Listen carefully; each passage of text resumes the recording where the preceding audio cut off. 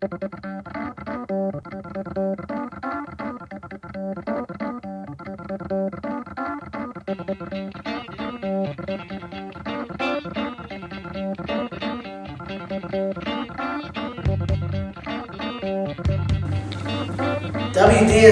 Wrap Round 6 coming to you from Hamilton, Victoria, where Hamilton Raiders were hosting the Mirror Stingrays, both the juniors and the seniors. And the big sign says, "Welcome to Hamilton." I think the Wolves were welcome to Hamilton in big time. Carlos Del Rio here, being joined by Tim White tonight.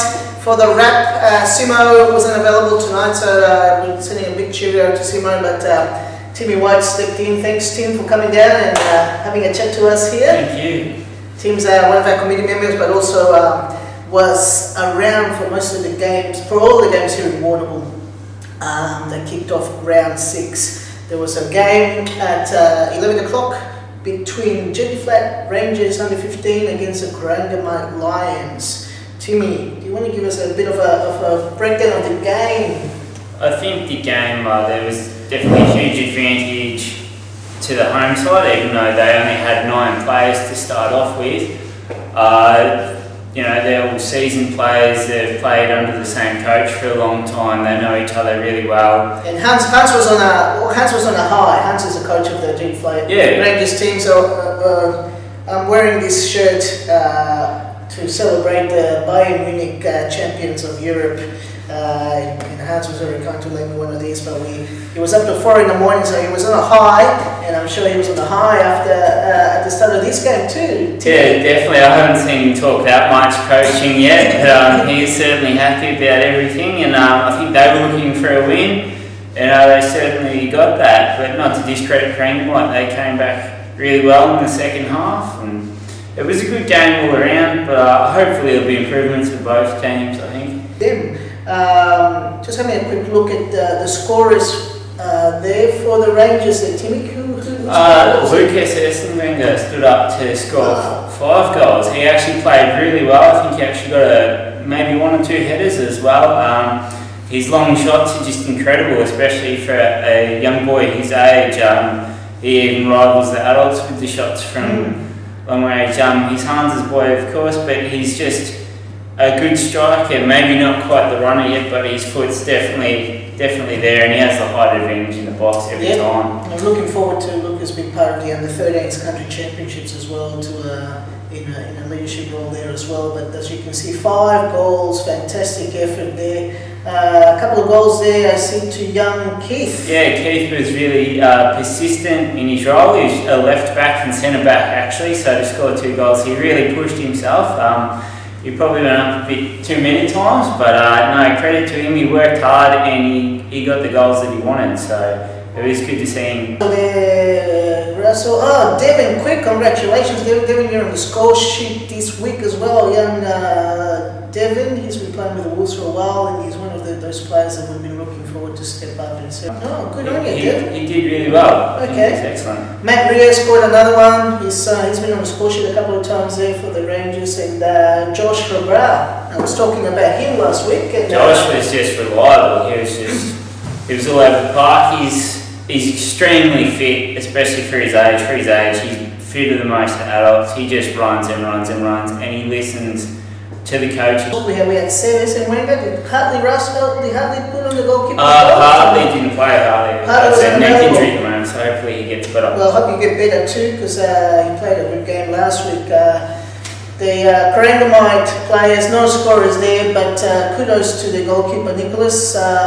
It's not easy getting all the balls at the back of the net, but I'm sure he would play a good game. He did well. He actually had one of the most impressive saves I think I've seen all year. The ball was headed straight at him, and he met it perfectly. He couldn't have stopped it any better, and he had a couple other awesome saves as well. Oh, excellent. All right. Naming the best for the Lions, we had those names. Matthew Hardy.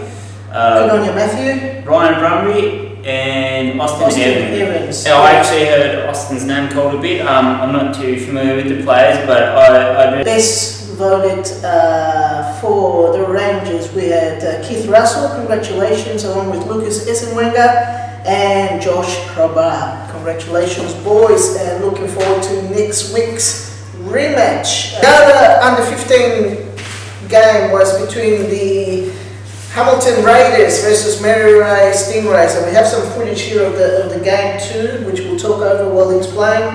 There's the coach getting his team organised as it's a long drive to Hamilton, and while the facilities aren't there yet at Hamilton, we're looking forward to in the next couple of years when the new ground gets built and hopefully have the club rooms. I know that the guys at Hamilton are looking forward to that, but they're always welcoming us to Hamilton and Alexandra College, which most of the games have been playing for the last 3 years, so all the travel teams know that. Kick off here, as you can see, we had the Maryray Stingrays had a good start to the game, very tight game. One of the things that the Stingrays were saying was, Carlos, look at the size of those boys. Hamilton are a very big size. But I tell you what, the game isn't played in the airs, Timmy. Yeah, play on the ball with most of the time in the ground, and certainly the young lads and lasses played a really strong game. Actually, we dominated a lot of that game. A lot of the first half, as you can see from some of the footage here, but like anything, the game goes on for the whole 70 minutes in the under 15s, and it was Hamilton who actually scored first through, I think it was Tom, let's get his name right, Matthew Barrett scored in the first half. We're just about to see Matthew's goal very soon, but Matthew Barrett got the ball rolling there early on, and it was a 1-0 to Hamilton at this point in time. However, the Stingrays equalised later on with the goals we'll be showing off in a minute. But while we're talking about the game, Timmy, one of the things that Hamilton have done a lot this year is bringing new players. Every year they're bringing new players, and I'm really happy. If you're talking to some of the Hamilton people lately, they seem to be getting a lot of numbers coming around. I think it's excellent. When I grew up with Christian Hopwood and Steve Keogh, and they were just even the better players for here. They're just excellent players, and just to see more Hamilton players come through is great. They always have just excellent players up there. And it's brilliant to see. I mean, they do have some brilliant players, especially the young players. I mean, they're seeing teams such a young team, and it's awesome to see. The youth policy over there in Hamilton, I mean, it is strictly speaking a junior club with the seniors this year, but you're about to see the goal here from Hamilton right now.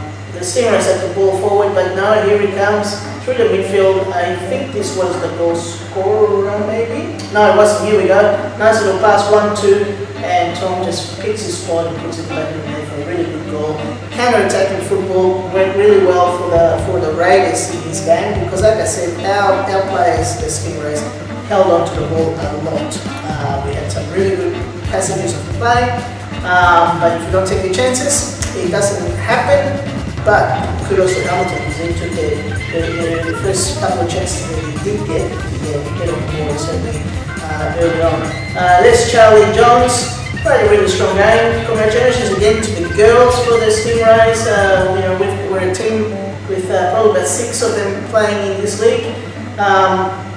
And for this team, so we're very happy with how they're progressing. Sienna Del Rio, Lily Wise, Maya Netherway, Charlie Jones, Emily Reed and Molly McCarthy, 6 girls are playing in the squad, which is really good. I'd say as players, just at their age in general, they're excellent players. They've got good technical ability, and a few of them actually have the height over the boys. Yeah, they match up nicely, but we do have a few of the little ones as well. But guys that made a difference for the game were Geba and Sil, who you're going to see on the screen in a second, played really strong in the midfield and contributed to our first goal. Here comes the first goal with Paddy, just sticks it there in the corner and he goes in for a goal to a 1-1 score. And at this point in time, of the junior game. There's Geva congratulating him because it was his pass through the defence that made the difference. But the young fella did one better at this point. 1-1, he's going through, whips his way past and puts it at the back of the net. Look at that run. Geva, congratulations. That was a brilliant beautiful play there for Messi. Like, actually, that's excellent at that age. That's brilliant. Yes, he's certainly showing some promise there. Cameron Jennings played a strong game and a leadership game. I said to Cameron after the game that the results sometimes don't tell the whole picture. But not only was he a goalkeeper, our captain, he was a leader in the park as well, yelling instructions and getting his team organised. And he's got that responsibility this year, and he certainly has come. Kudos to him, and also playing for the Dragons in the senior competition whenever they need him. So he's very keen to continue with his soccer progression. I think Cam's really stepped up this year, man. For a young player to, I came through this club at 14, and to step up at that age, it's extremely daunting. The adults have all obviously known each other for a long time, and he's come into that brilliantly. He stays a bit longer at the twilight games, and he's just doing really well. And I'm glad that he wasn't too demoralised by what happened last week at Deakin, but he's an excellent keeper and a good outfield player as well. Yeah, he is. He is a very good outfield player. So at this point it was 2-1 to the Stingrays, but look at this shot. This is Junior Chiningo, who got through and Cam did well to come out with a deflection, just landed at his feet for the young fellow to put it away. It was an unlucky goal for Cam, but on the other hand, that's excellent persistence from Hamilton Raiders. Yeah, they pushed up a little bit towards the end of the half, and now we're looking at some of the highlights from the second half here. Not long after kickoff, they got one back to go to 3-2 lead. That was a bit of a misunderstanding there from the midfield at one point. There was another goal there for Hamilton, which wasn't recorded on the video, and there was another one for Connor Bellman, who got us back to 4-3 with about 15 minutes to go in the game. And from then on, the Stingrays piled pressure on them. But in the end, we couldn't really penetrate the defence. Here's one of the shots. Look at this, just cleared off the goal line from a free kick from the goalie who came all the way to take it. That was one of the last attempts that we had at equalising. But congratulations to Hamilton. I said to the boys, all of the kids there, that from a parent's perspective and from a coach's perspective, it was a close game all the way. You all did very well. Both teams played really strong. It looks like an excellent game. For juniors, that's exactly what you want. Yep. Then for the bests for Mera Stingrays, we had Geva at Silly, Awol Malik, maybe one of the best as well, and congratulations Willie Wise, who were one of the top three there, named by the Hamilton referee Josh Franks. And for the Hamilton team, we had Oswani Chijindu, aka Junior, and then we have Riley Pickering, that's the son of the president there from Hamilton, and Matthew Brereton, who played a very strong game too. 4-3 was the scoreline there to Hamilton, so they take the lead, I believe. Yes, they do. They take the lead in the top of the table for the under 15. So 2 matches left of the season. So it's all up for grabs here. The Stingrays are just sitting below them at the moment, followed by Jenny Flat Rangers and Warrnambool Lions. Next week, the reverse fixture.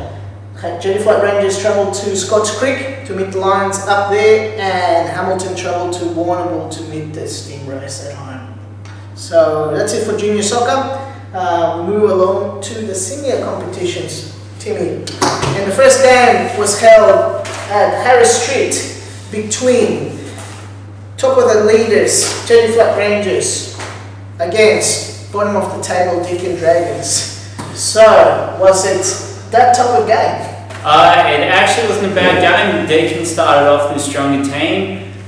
Jenny Flat, a few players turned up late.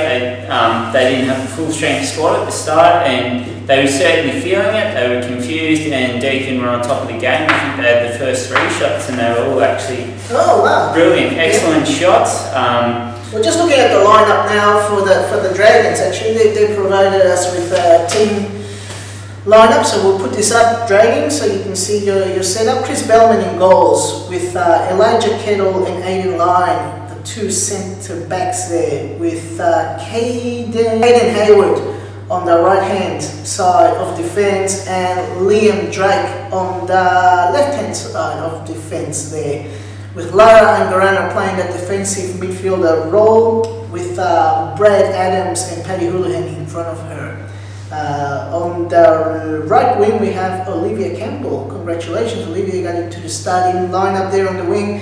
And on the left wing, Jib, aka Joel Barker. And there's a story to tell about Joel in a minute, but Joel was on the starting lineup with Michael Dendel up front as a sole striker.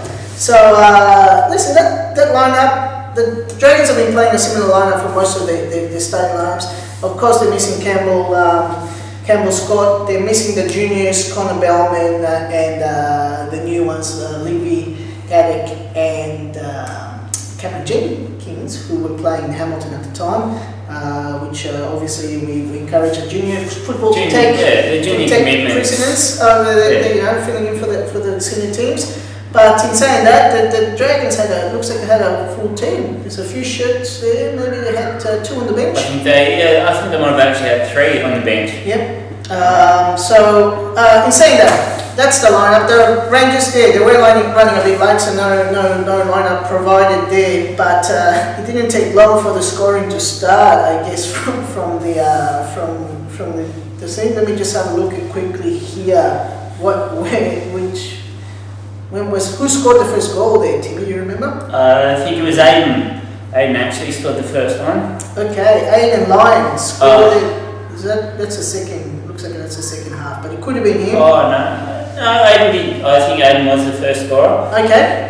That goal, he set the ball up front. I think he only had 1 in support. He beat one player and just struck it through beautifully, placement over power, and it was just a good goal. Good on you, Aiden. And then you bagged another one a couple of minutes later. It looks like it. Yeah, he's just an excellent player. He's just got a good foot. He's obviously a young player, so he's maybe not too polished yet, but he's done really well. And I actually wasn't there for the second goal, but.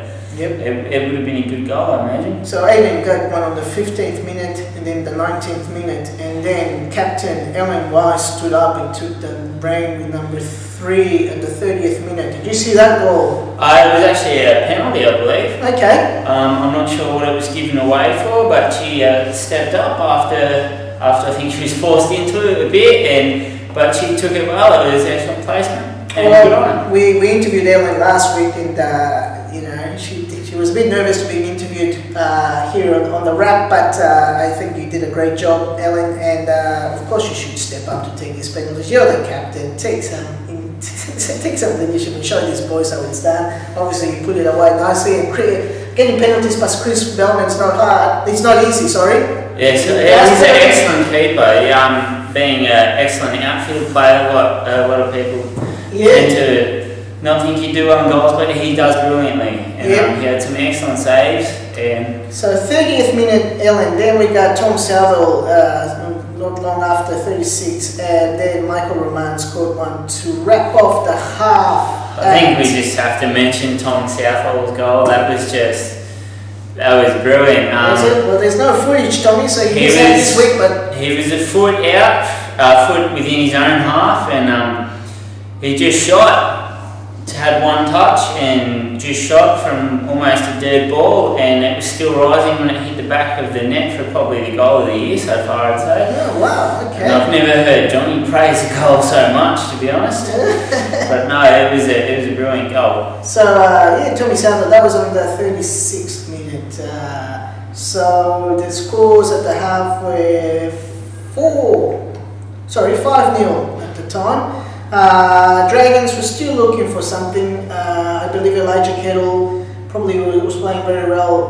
Would be playing with Aiden Lyon and Elijah Kettle in the back line. That's actually quite a strong back line. It is. And I mean, I know that the Rangers come in waves, but to be 4-0 down, I'd say probably doesn't do these 2 defenders a lot of justice. So I mean, they played well. It was probably, I think their first touches have been lacking in previous games, and their first touches in this were just brilliant. There were some excellent shots. They played so well, and I think about the fourth goal, they just got a bit down on themselves, and you know, they picked themselves up back later, but it was obviously a bit too late by then. Yeah, listen, the second half doesn't look too good for Deakin again, but certainly the Rangers, we had Lee Hunter stepping up and getting his double, which he seems to be getting for most of the games these days. One of those was actually a header. He's a big man up forward in the box. You can't miss him, and he's just extremely fast too. Yeah, he's very quick on the shots bursts. Man, all their goal scorers are just fast players and just no pressure on them when they shoot. They're just excellent goal scorers and fast players.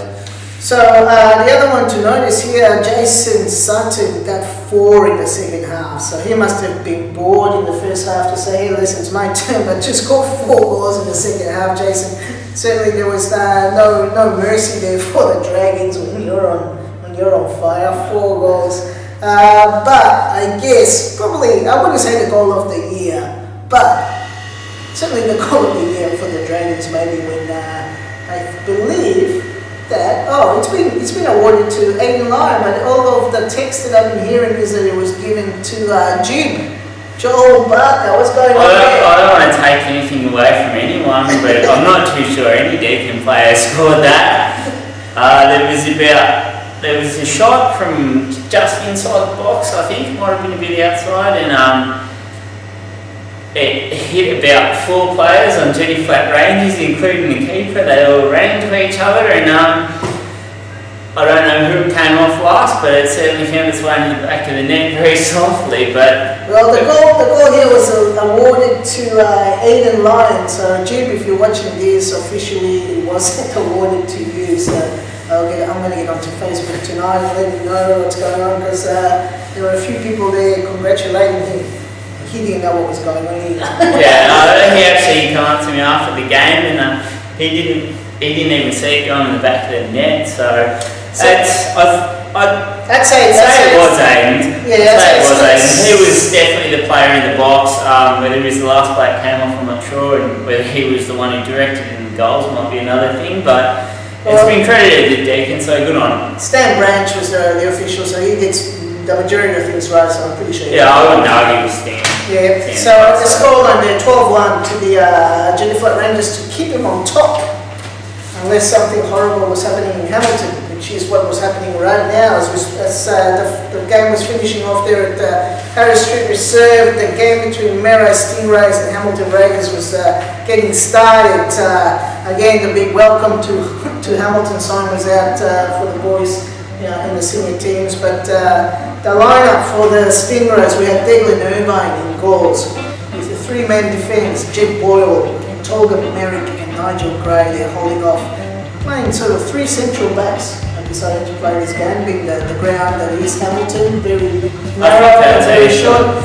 We had 2 wing backs, if you like, or midfielders, with Michael Mills on the right hand side there and Lewis Jones on the left. Myself playing the central holding midfielder role in front of the 3 defenders.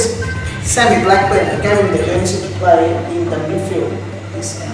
Good on you, Sammy. I thought he did a great job, and that's one of the positions we'll be looking to play him more rather than up front or on the wings, because he's got some brilliant footwork. A lot of the futsal that he does on Monday nights, it's really coming into. I think, definitely since last year his footwork's stepped up, and then trip to France might have helped as well. Oh, could be, yeah, you never know. There definitely was something noticed a bit different when he come back from France in the twilight, so might be something in there. Engin Tarun was the other midfielder, attacking midfielder, with Ish Lupanga and James Kinner, 2 forwards. On the subs, we had Danny Busadlo and Austin Del Rio, who missed the previous week due to other commitments, but Austin played a really good role in both in defence actually when he was on the park. For the Hamilton Raiders, no lineup given, but their lineup is pretty predictable, with Big Anthony Hilton playing the stopper role, Ralph Barrett in goals. 2 sort of playing midfielders in Malcolm Brimmer and the captain Peter Hodkinson. And and then they let all the young guys do all the wing work and attacking work with Mwali Dalitso, Matthew Buffray, Tristan Pickering, Callum Renfrey. But I guess the youngster, oh, he's not a youngster anymore compared to these kids, but 18-year-old Henry Walker got the first goal of the game in the second minute when a cross came in and the Mera Simmo's defence had a foot to it, but he landed in foot of the striker. He took his chance and took the ball deep into the box and shot an unstoppable goal in the second, unstoppable shot in the second minute to give them the lead. It's twice that the Mera Simmo's have gone behind in under 5 minutes, so surely the heads were starting to drop at that point, but we picked ourselves up. We scored the next two Stingrays with James Skinner in the 11th minute, fantastic run to put the keeper under pressure, and by doing that, the keeper fumbled the ball and Skinner was just in the right place to put a shot very tight in the angle that I thought, he's going to miss this, but he went straight in, so congratulations to James.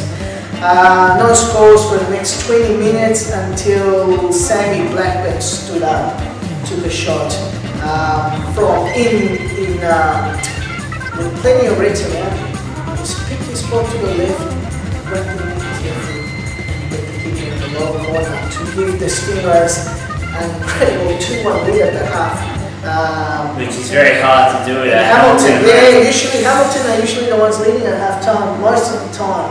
So this was they were in territory they haven't been around all season yet, but they got back to the game, and to tell the truth, they got two soft goals, but those two goals were certainly the difference in getting the win. The first goal was a fantastic goal, like I said. The other two were sort of, unfortunately, a couple of stuff-ups there by the Stingrays, but also forward pressure, that's my option. Yeah, on the other hand, to Hamilton Raiders, they don't give up. No. They just give you hell in forward line. They don't let you make mistakes, so unfortunately that happens. So the goals actually came early in the half. The 60th minute, James Taylor, just after a couple of substitutions were made by the Stingrays, came in and ran past Jed Boyle on the left-hand side and put one through past Degas Irvine. But 3 minutes later, a shot from distance that sort of rebounded for a couple of players, and the keeper went down to get it, but he bounced awkwardly and it snuck in the 63rd minutes to give the Raiders a 3-2 lead at that point, and then they put everything in the back. We couldn't penetrate, and they didn't get any more balls. I think with Hamilton, the key thing they do is when they get a second half lead, in probably about the last 20-30 minutes, they hold it. Michael Mills actually did well from a free kick, hit the top of the crossbar. He's improved with his free kick was a great free kick, and Daniel was unlucky not to get on touch with that ball rebounded. The same with Sammy Blackburn. Engen Tarun had a decent game as well. Had a couple of chances to put his side in the lead, but he wasn't to be this week. And Tola Merrick obviously started the backline and pushed up towards late in the game to give a little bit more of an attacking feel when we needed some extra bigger players there in front of the goals, but it wasn't to be. But in saying that, I think the Steelers played a strong game. Looking forward to meeting them again. It's 1 each now, Hamilton. We beat Hamilton here at home. Hamilton's still undefeated at home. Yeah. But with that said, they've all been close games, so hopefully there'll be an upset soon enough. Yeah, we're looking forward to an upset. Surely they're not, but that's when you're going to traveling teams have to look for that at least to get something away. And then in the bests for the Stingrays, I see what. Carlos Del Rio has been put up there for the best. I obviously haven't heard how his game's gone, as you've been talking about everyone else. Ish is up there as well. Ish is a good, reliable player, and that's Engen. And Engen's up there as well. So Engen, of course, is just a reliable player always, and an excellent player. So good on him. Naming the best for the Hamilton Raiders, we have Mal Grimmer, Anthony Hilton, and Henry Walker. The The scorers were Michael Grimmer, James Taylor, Henry Walker, with a booking for their captain Peter Hodkinson on the 75th minute for dissent. So there was only one card. Scorers for the Stingrays were Sam Blackburn and James Skinner. Chris Jansen, the referee there. So thank you, Chris, for doing a good job. Keeping okay. And the final game of the round between Thunderhawks and Warrnambool Lions at Harris Street Reserve. Timmy, you can talk about that game. I think so far these teams have probably been pretty even in competition, with a bit of advantage to Warrnambool. It started off very quickly actually. I think they only had one centre back there, and that was Louis Guy. He made quite an error in defence and was punished by Josh Moutre. There was actually a few defensive mistakes in this game that cost goals. I think about 3 or 4 of them might have been from defensive errors, which is unfortunate, but you just can't give Josh Moutre an inch. He'll just punish you every time. First goal into Seb, sorry. No, 6 minutes. 6 minutes was Josh Moutre, and then looks like Seb Hume. Yeah, so it was Josh Moutre scored first, then Dan Sedgley got his first in the 80th minute. I think that was a bit of a soft goal, maybe another defensive error, but it was still a good goal and it was put away well. Yeah, and then Seb stepped up in a couple of minutes later to score again. Congratulations, Seb. You're doing really well in the seniors. He's a 15-year-old kid to be playing, being one of the best players is, I think you get the encouragement not only from your club but from the league as well. So keep it up. And in terms of country championships, come on, we want you to step up and come and help represent the league as well when we meet other associations. But Seb got one in the 21st minute and then stepped up again and got his second one a few minutes later again, just before the half hour mark. I think one of those goals might have been another one of those defensive errors, which I didn't realise was actually given to Seb, but he did have the shot. It did bounce off the player and there was a bit of miscommunication there in the defence, but a good goal rewarded well. So at this point it was 2-2, half an hour mark, and looking it was a 2-2 half, where the half ended up. So the story continues, Timmy. What happened in the second half? The second half, I think there was probably both teams had their defensive areas in the first half. They were a bit confused to start off with, but both obviously had a good half-time talk, picked their games up well, defensively picked up, started playing brilliantly. Credit to both teams. This has probably been both of their best games. It was a very even contest. I think who got the next goal there? Daniel Sedgley. I'm not sure if it was that goal or the goal after. It was probably another excellent goal this season. Just hit it perfectly, bottom of the bar in the top corner and sunk that one away. I think one of those actually went to Josh, might have been. But he's given to Dan here as a and Serge has really stepped up. I think he took more of a leadership role in the forward line this week, and pairing up with Josh was an excellent combination for him. Yeah, well done, boys. Boys and girls. I think we had a couple of girls playing there. Marita Houston was certainly on the park, and I think a disadvantage Kathy to Warrnambool might have been an injury near the end of the second half, which sort of. Who was that? I think it was actually Clem, is it? Oh, Clem, yeah, Alas Clement. Yeah, Clem hobbled off. I think it was about 30 minutes left, and he was probably leading the midfield in terms of attack, and that probably might have changed it, I think, a bit towards the end, which is a bit unfortunate, but it was an even contest all around. Both teams played excellently. Seb in attack was just brilliant.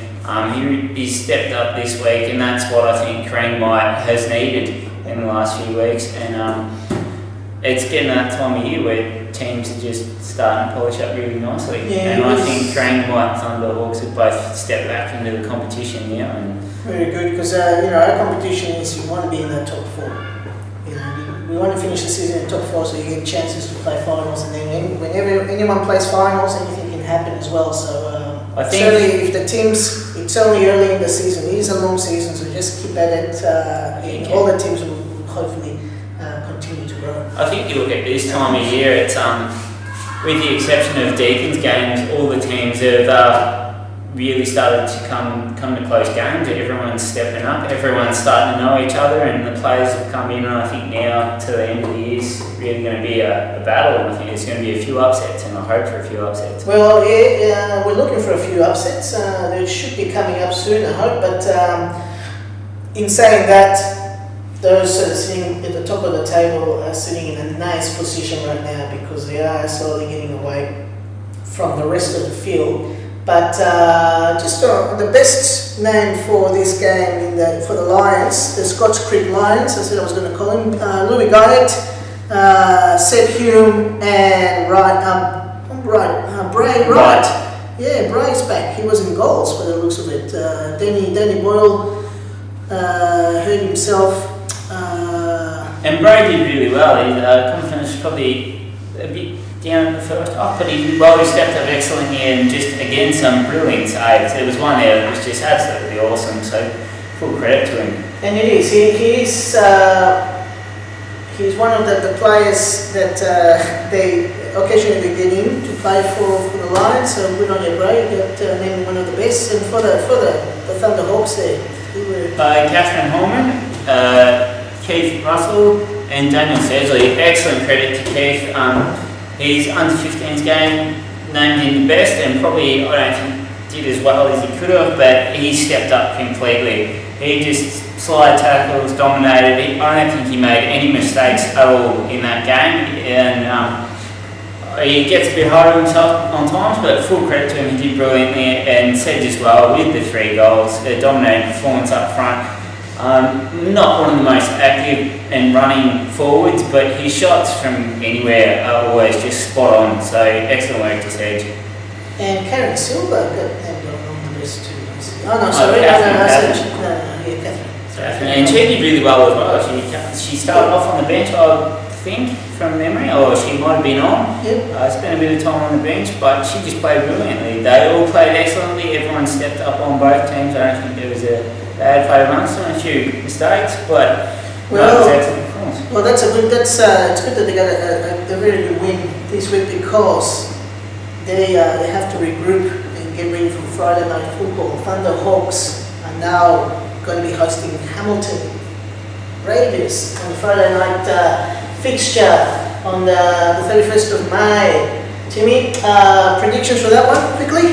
I think hopefully the weather will stay down that time of night. The weather sort of picks up and the wind can go in the team's favour, which can really benefit one side, which has before previously. But I think Hamilton will take this one. We'll see how they might have a good lead, but I think if Thunderhawks play the way they did in the weekend, and they can play better, I know they can, I know their players quite well, I think it's going to be a close game, but I'm going to have to give it to Hamilton. Well, we'll see how we go. I'm down to referee that game, so I'll have all the talk for next week between those two teams. And then we got the 2 Sunday games.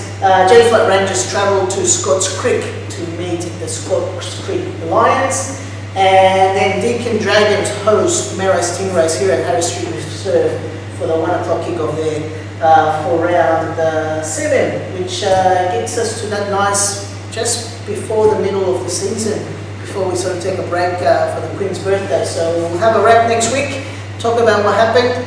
Of course, you can visit us here on our website, or come to the Wolves, come to the Harris Street on Wednesdays. We're here Mondays, Wednesdays, Thursdays, every night, Sundays, so there's someone here around, so if you want to say g'day, maybe come on the Monday night and get a bit of an audience happening next time we're there. And anyone who wants to come Friday night, it's an excellent opportunity as well. Friday night games we actually get a bit of an audience for. It's an excellent night, canteen's open, so yeah, welcome to come. I think that's at 7 o'clock. Okay, it is 7 o'clock kickoff. Okay, so from Carlos Del Rio and from Timmy White. See ya, auf Wiedersehen, Bunyan Munchen. Yeah.